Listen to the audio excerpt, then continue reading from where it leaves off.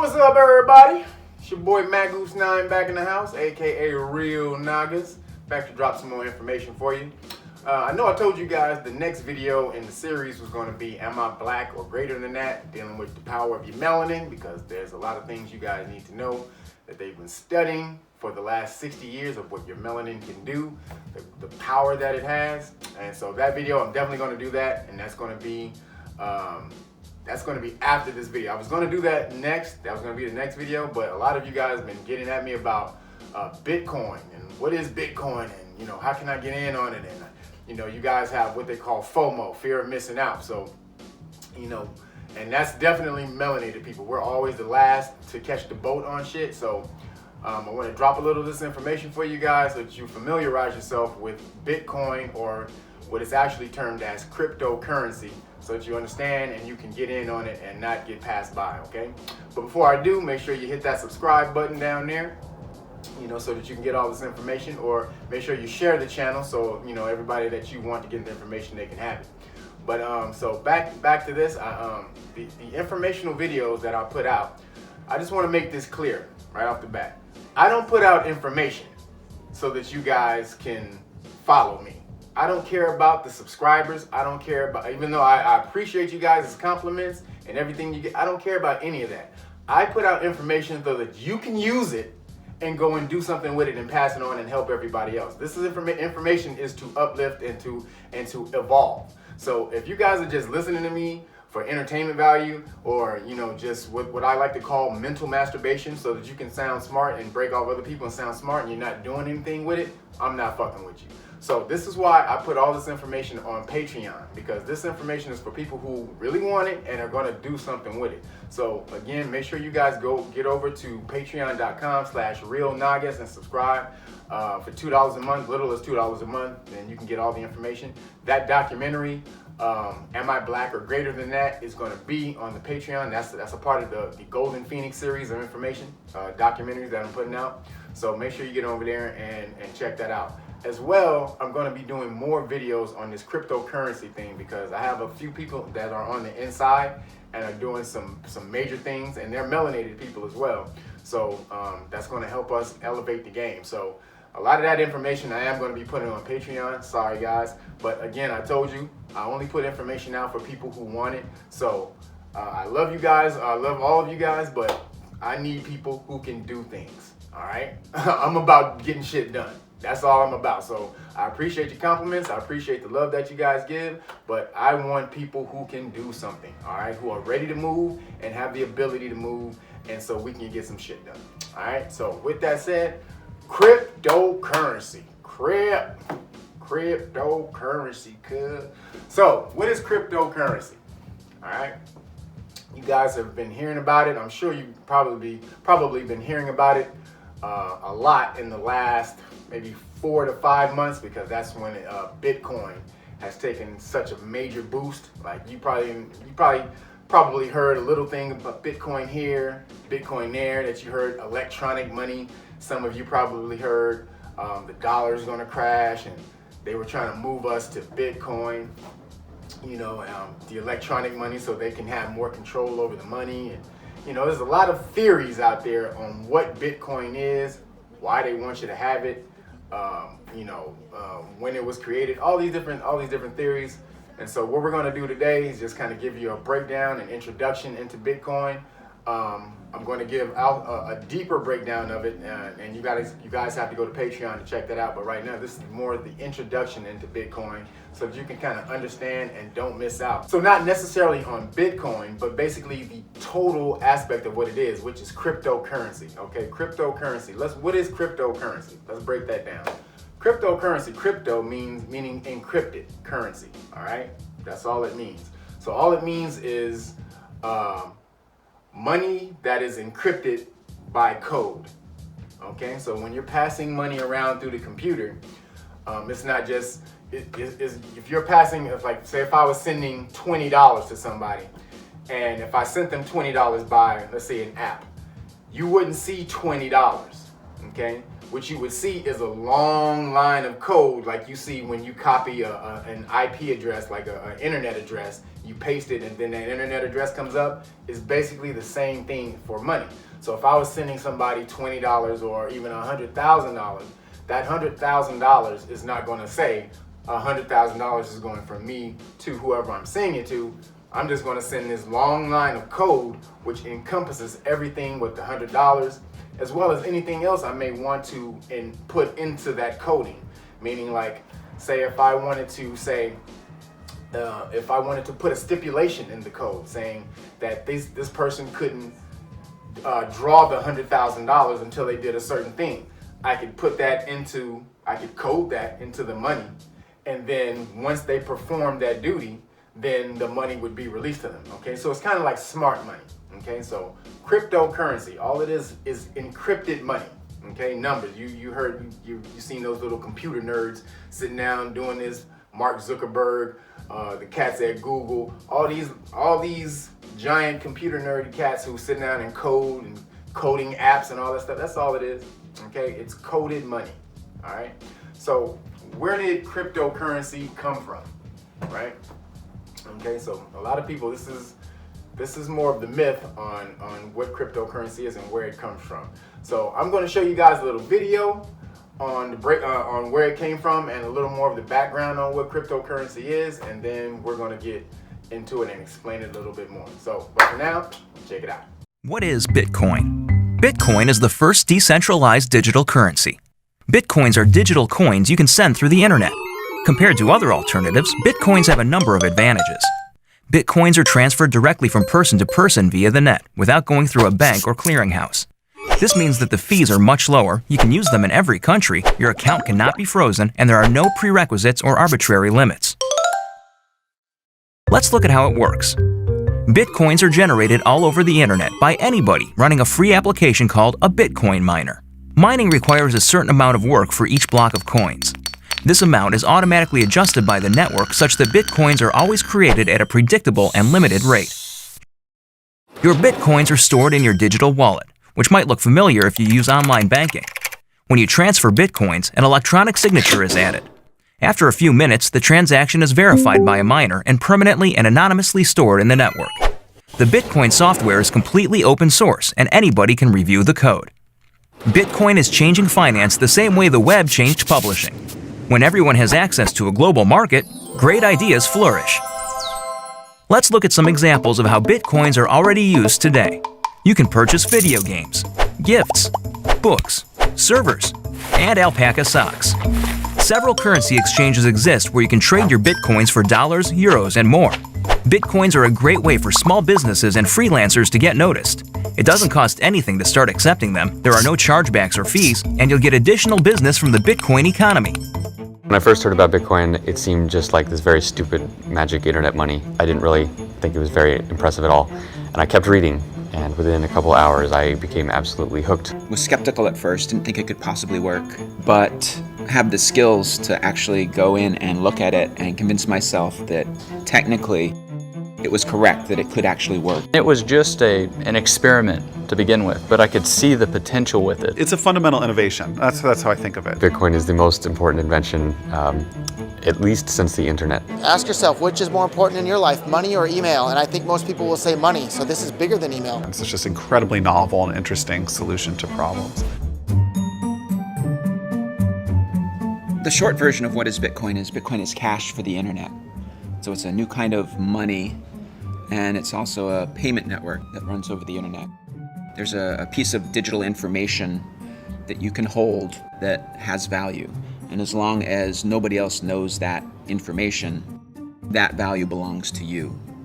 This sort of technology was developed independently a few times. I think the NSA developed it in the 70s, and then academic cryptographers started putting this out later in the 90s. And it's called public key cryptography. Now, we now rely on that technology every time your phone talks to your bank, or even over maybe SMS sometimes. I mean, it's just embedded in the internet and how we talk.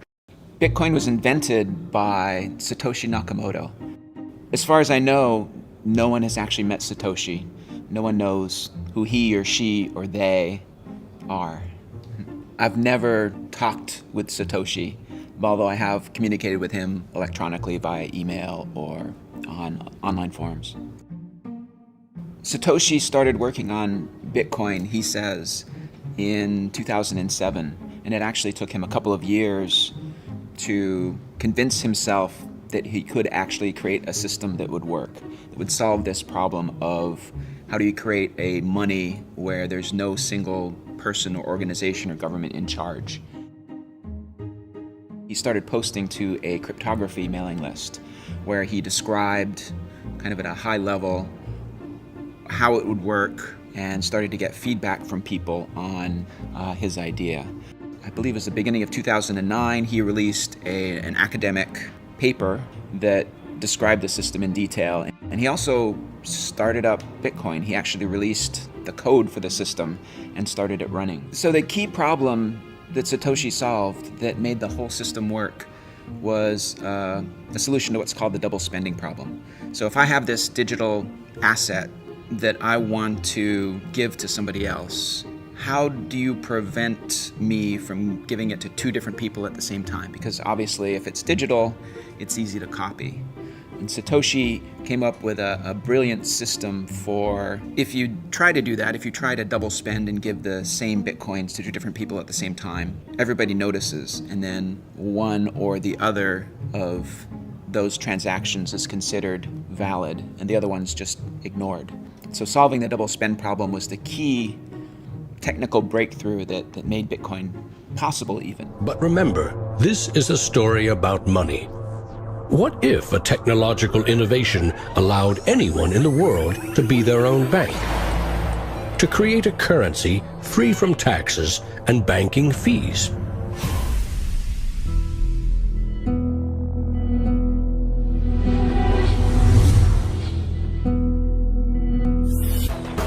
Who is Archimedes? Who is Euclid? We don't know. We don't know if Euclid was one person or multiple people. And you know what? It doesn't matter. Euclidean geometry works whether I know who Euclid was or not, whether Euclid was a moral and good person or whether he was a corrupt plutocrat and a bastard.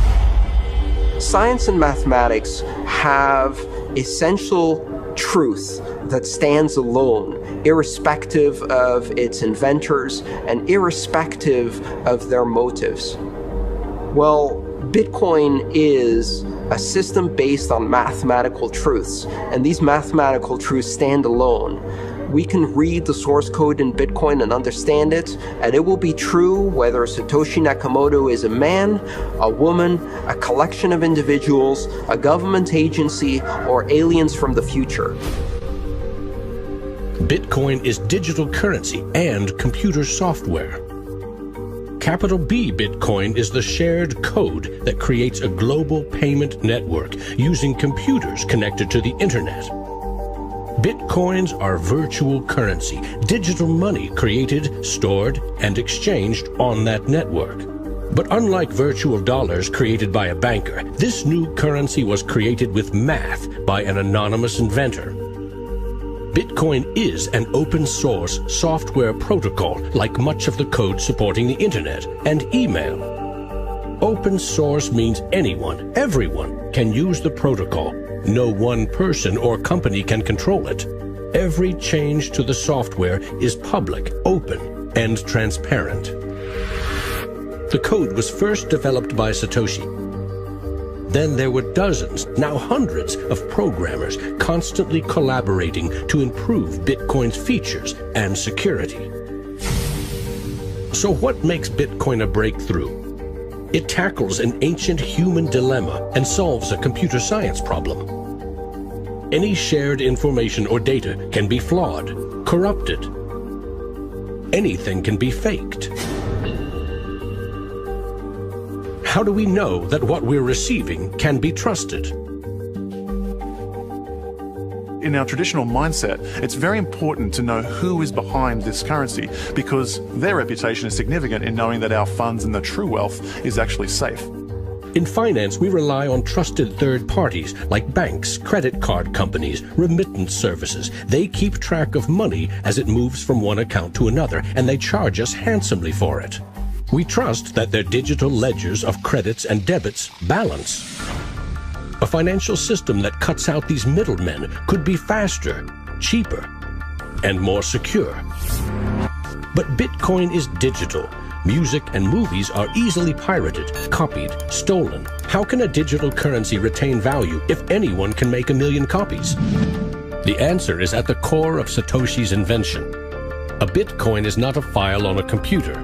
It's an entry in the publicly distributed database called the blockchain. Just as the Medici kept a ledger of credits and debits, today's banks record each transaction as a plus and minus in their ledgers. Now we call them databases. Bank accounts are replaced by a digital wallet that you alone control. Bitcoin's ledger is the blockchain, a record of every Bitcoin in existence and every Bitcoin transaction ever made. It always balances because no Bitcoin ever leaves it. When a Bitcoin is sent from one digital wallet to another, what they are really sending is control over that part of the database. Code that is a unique key for the new owner. As the network processes transactions, it constantly synchronizes the one ledger across the global network. Each computer or Bitcoin miner has a complete and identical copy. And because the blockchain is public, it cannot be controlled by any one person or computer. Owners of the Bitcoin mining computers are rewarded with new Bitcoins for processing transactions and keeping the network secure.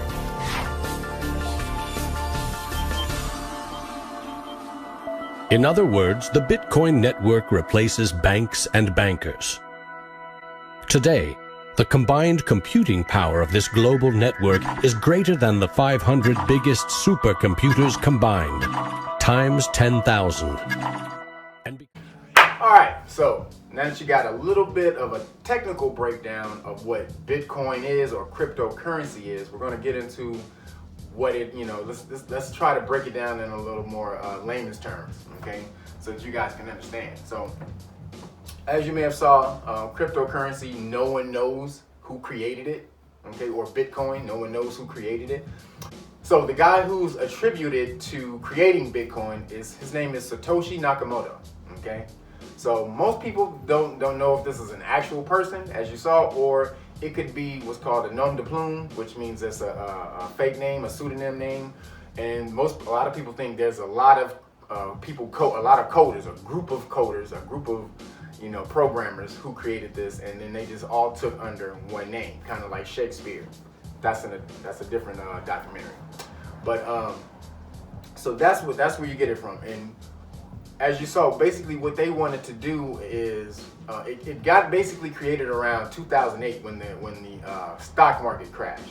Okay, that's when the stock market crashed. Maybe about a year after that, this person Satoshi Nakamoto, he put up something called a white paper. You can go online and look it up. Just type in Google Satoshi Nakamoto white paper, Bitcoin white paper, and you can find the whole thing he wrote on why he created the money, what it was supposed to do, and how it worked. Okay, and so when you read this though, it's so airtight. Now you got to kind of be technically, you kind of a little bit of a technical background to kind of understand a little bit of it, but it's so airtight that people were blown back by it, like, are you serious? Like, this makes so much sense. Okay, so what is cryptocurrency? What makes Bitcoin so great?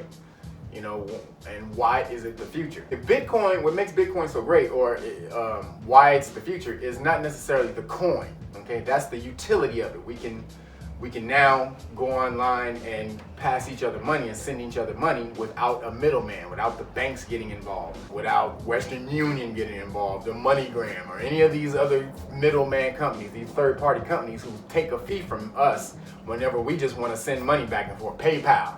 I mean, PayPal kind of works where you can send money to friends and family. They don't take any money. But more of these other companies, especially banks, to send money back and forth. Say if you wanted to send $10,000 overseas, it would take about 4 days, and they're going to subtract some fees from that transaction. Now, if you were sending somebody $10,000 in Bitcoin, you would literally hit send, it sends it to them in 1.2 seconds, and there's no fees and no middleman, and it gets there immediately. That's it. No government involved, no banks involved. It's called, and so that's what's called peer-to-peer, from me to you. Okay? So this is what's changing the whole thing of Bitcoin. It's peer-to-peer. It's me to you. We don't have to have anyone else involved. Okay, so the technology behind Bitcoin is called blockchain. Okay, blockchain.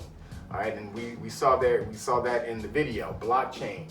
And it kind of gave a technical breakdown of what blockchain is, but simplistically what blockchain is it's an open ledger of people. So basically whenever a transaction goes down at a bank, you write the transaction down, and it's basically plus and minuses. So if we're in the ledger and say, Tyrone owes me $50, and then we write it down in the book, Tyrone owes Kevin $50. Now that's what it is in the book. Then Tyrone pays me, so we have a certain amount, we have it in the ledger where how much money Tyrone has and how much money I have. So Tyrone owes me $50 though, okay? So in this ledger, when he pays me, it's gonna be Tyrone's now, his ledger, and on his books, it's gonna be minus $50. And on my books, my books are gonna gain $50.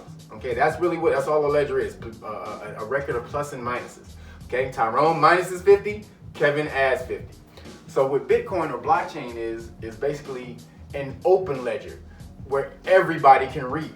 Okay, so basically when you send money back and forth between a middleman now, the ledgers are private. Bank of America, Western Union, wherever it is, all that is private. You can't look in it. You can't see what's going on. You can't see how they're charging you money, what fees they're adding on, all the stuff that they can throw on there to take more money from us, to make it more profitable for them, just for us to have a simple transaction. Blockchain gets rid of all of that. So what it does is it creates an open ledger for everyone. So now when Tyrone sends me $50, so both of our accounts are on the ledger. Now, when Tyrone sends me $50, he's going to be minus 50 and I'm going to be plus 50. But now the only difference is everyone will be able to look at that book, meaning the ledger is on everyone's computer around the world.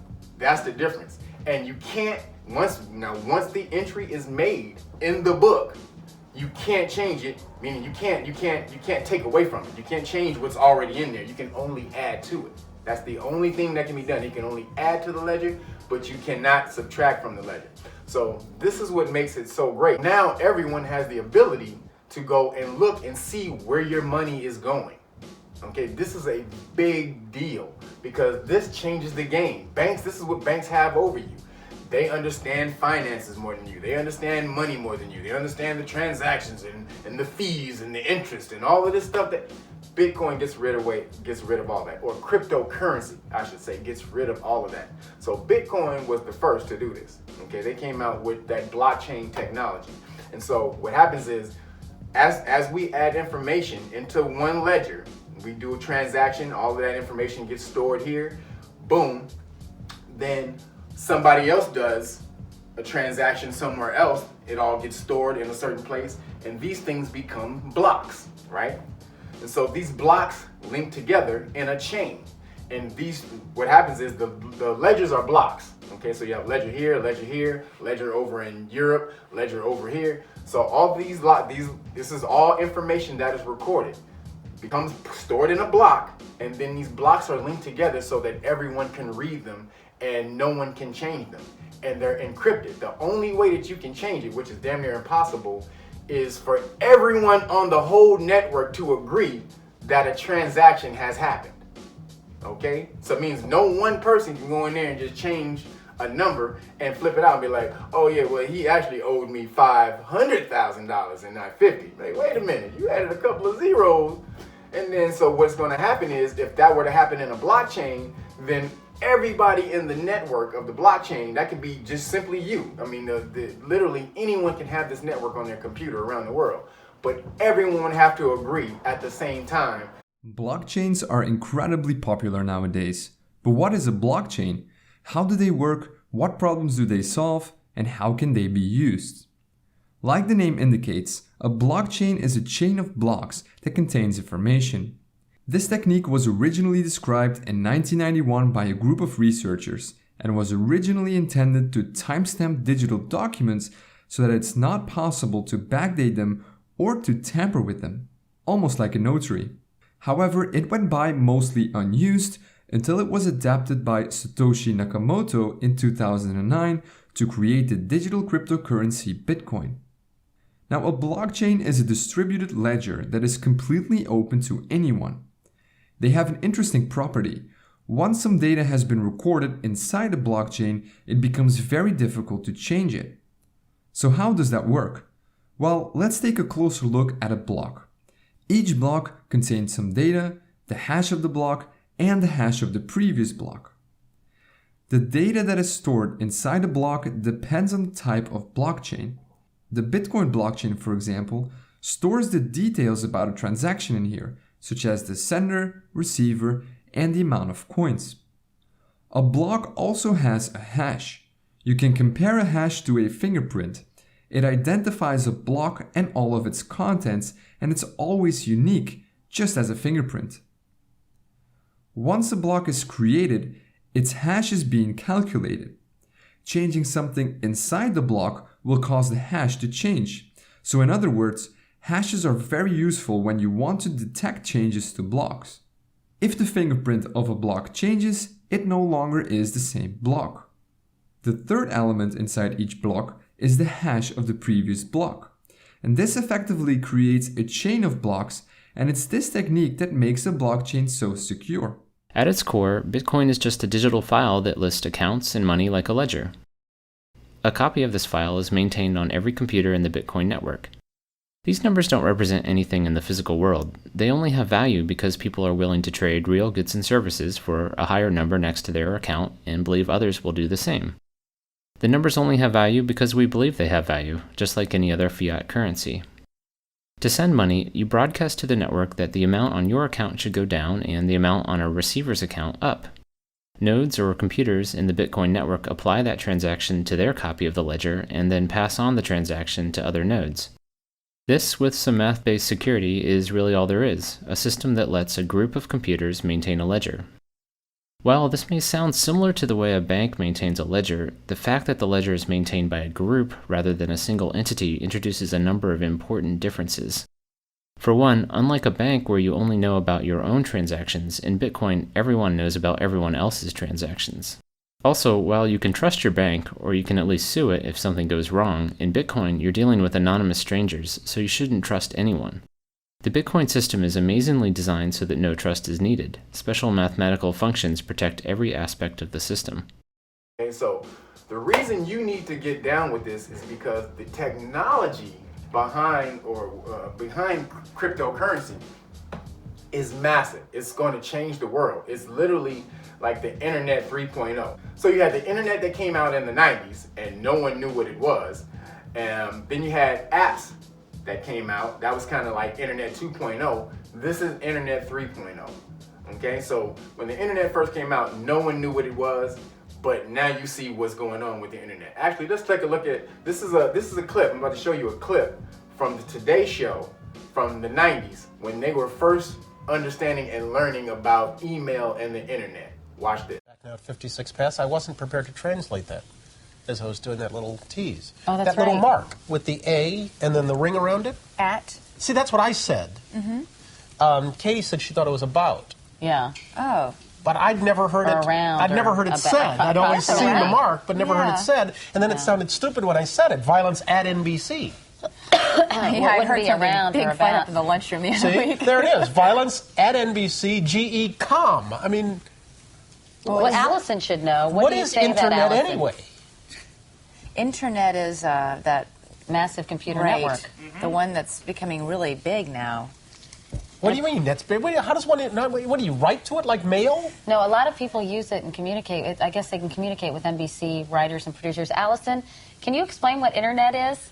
No, she can't say anything in 10 seconds or less. Oh, Allison will be in the studio shortly. What does it mean? It's a giant computer network made up of started from. Oh, I thought you were going to tell us what this was. It's like a computer billboard. It's not in there. it's a computer billboard, but it's Right. nationwide, and it's several universities and everything all joined together. And Right. And others can access it. Right. And it's getting bigger and bigger all the time.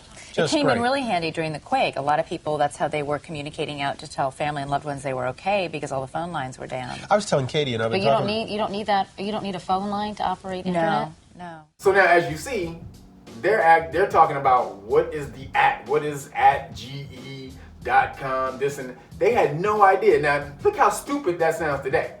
Like an email is something that a 2-year-old will recite to you before they can, before they know their ABCs. But back in the early 90s, what is .com? What is .the at? They had no idea what that was. This is what blockchain technology is. Okay? Now, back when the internet happened, it was something called an internet bubble. All right? So everybody's like, oh my God, the internet's going to be great. We don't know what it is, but it's going to change the world. So everybody started trying to get in and create a .com company. All right? So that was called the internet bubble. Everybody had a .com business. Everybody, boom, boom, boom, all over here. .com socks, .com this, .com that. And then it blew all the way up, and then it crashed. Now, what they'll tell you, so most bubbles, or most things, when the hype gets so much around it, it gets all the way up, and then all the people who got into it just for the hype, they'll all fall out, and that's when the bubble bursts. But the people who got into it because they understood what was going on, the information behind why this this system was created in the first place, they stay in, and they're the ones who create all the money. They're the ones who make all of the money. Okay, so when that .com bubble happened back in the day, yeah, a lot of people created companies, a lot of people got rich, then the bubble burst, and then they broke. But the people who stayed in it are basically more the richest people that are in business today, like the Amazon guy, Jeff Bezos. He's the richest guy in the world right now, worth like $98 billion. He started Amazon in like '94. So he got in .com, he rode the wave when it crashed and stayed in, and now he's worth $98 billion. Okay, so again, technology.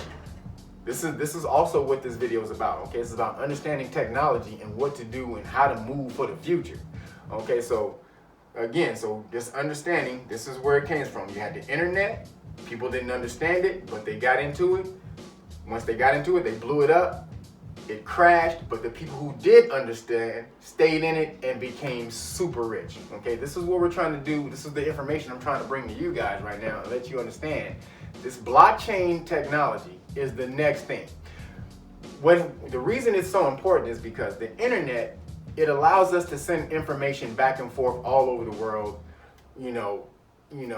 unadulterated, whatever, you know what I'm saying, unencumbered in most cases. Unless you live in like North Korea or China, where they don't allow nothing in there, for no Facebook, no Instagram, nothing. But pretty much everywhere else in the world, it's free information, right, back and forth. However, it's not necessarily secure, which is why Disney can get hacked, and Sony and all these places can get hacked, and and there's nothing to it. There's no security to it. However, this blockchain is such a intricate system of encryption.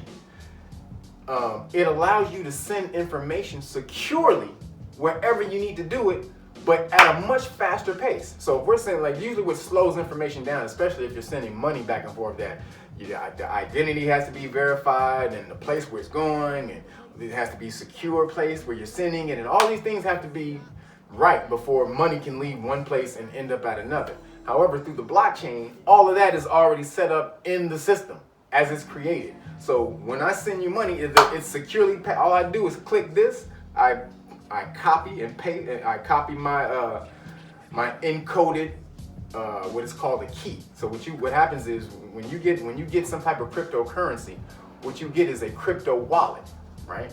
And so in this crypto wallet is where all your money is. Now, you can see everything that you have in there. However, when you get ready to send something to someone else, what you're going to do is whatever price, whatever percentage of your money you're going to send to someone, that's not going to be like, so if I have $500 and I want to send somebody $100, it's not going to say $100. It's going to have a encrypted key or code that I copy and paste and send that to them. They'll copy it and paste it into their wallet, and then immediately that $100 will end up in their wallet. That's how quick it is, okay? And now with this, no one can regulate this. This is why it's so big. Bitcoin was being used on the dark web at first for more subversive transactions, like drugs and guns and stuff like that. And that's pretty much what it was being used for at first. But within the last year, a lot more people on Wall Street started putting Bitcoin in their portfolios, which brought a lot more exposure to it, which boosted up the price. So like in the last 6 months, Bitcoin went from like $1,000 to, as you saw at its height, maybe at the beginning of December, it rose to like $20,000, which is insane. Now it's kind of leveled back off at $14,000, which is why, they say, it's a bubble, but it's not a bubble. The difference is, when you have something that's a bubble, and let me use an example of a bubble. They'll go back to the tulip craze. Okay, there was something called the tulip craze a few hundred years ago, where everybody they were buying tulips, and the price of tulips gets shot up so crazy, and then everybody was buying tulips, but then the tulips, everybody was buying tulips, but no one had anyone to sell them off to. So as you bought these tulips, they would die, and then you would lose all of your investments. So they called it the big tulip bubble, or something to that effect. Okay, now the difference between that, they're comparing that and Bitcoin. They're comparing the two. The difference is there's no use for tulips other than to look at them and smell and feel good. All right, Bitcoin,